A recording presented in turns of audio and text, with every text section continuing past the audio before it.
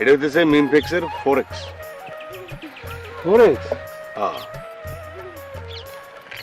এটা আগাছা আছে না, আগাছা শেষ করে দেয়।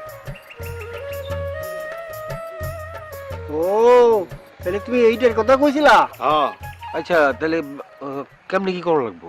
খুব সহজ, কোনো টেনশন নাই। ঠিক আছে, আমি বুঝাই বলতেছি। এই 4Xটা জমিতে ব্যবহার করতে হবে চারা রোপণের 7 থেকে 15 দিনের মধ্যে। কয়দিন? 7 থেকে 15 দিনের মধ্যে। ওই যে আমরা ইউরিয়া সার দিই না, ধরেন প্রতি বিঘা জমিতে 100 গ্রাম 4X ইউরিয়া সারের সাথে মিলাবো। এই যে 50 গ্রামের প্যাকেট, এরকম 2টা ছিটাই দিলাম, মিশাইলাম, মিশাই তারপরে জমির মধ্যে ছিটাই দিব।